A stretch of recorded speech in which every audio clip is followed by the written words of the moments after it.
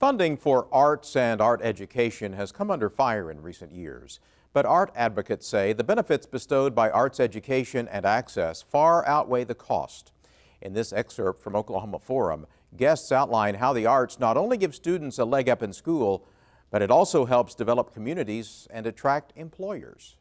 Kim, you just made me think about something, and that is that during that time in the late 80s, one of the things that we had that I really think created a very strong foundation for so much of the great stuff that's happened in, and I can really only speak to Central Oklahoma in terms of arts programming because this is where I live, and advocacy is statewide, which is a little different than, well, a lot different than arts programming.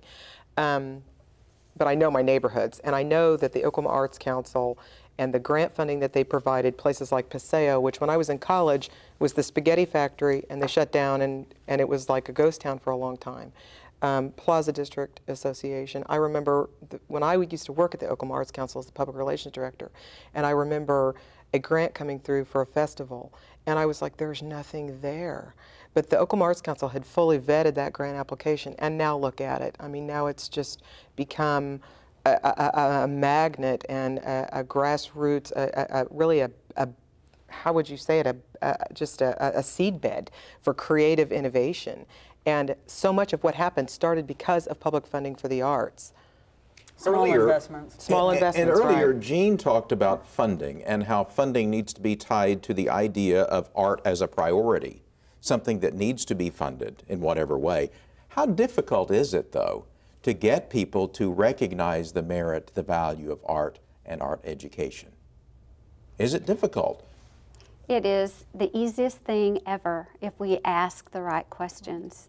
And that is what kind, if we're talking about schools, then the question is very simple. What kind of school do you want for your own children? And let's describe that together and just list some attributes that we want to have in a school for your child. And it always includes I want you to know who my child is, pay attention to my child, I want to be involved, I want it to be a safe environment, I want there to be opportunities for my child to be an individual, there should be arts involvement in a school for my child, I want there to be full, rich, multiple ways of making meaning for my child. So if we ask that question, taking the arts off the table becomes non-negotiable. You cannot do it.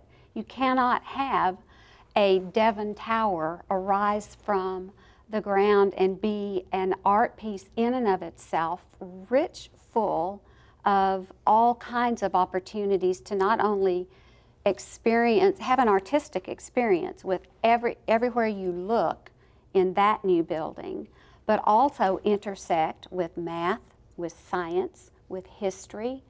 It's all there. The arts are part of who we are. So if we ask the question correctly, the arts become natural parts of the bigger answer.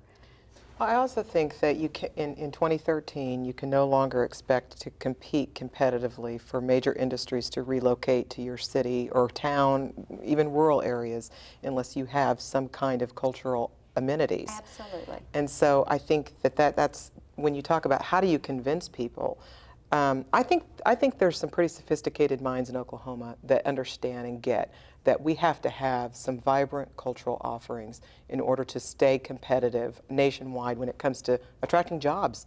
People want to live in creative, quality places.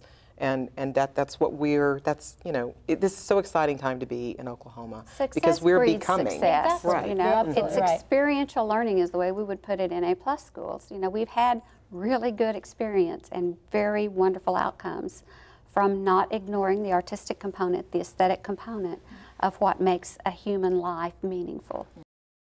You can watch the rest of our discussion on the state of the arts on Oklahoma Forum Sunday at 12:30.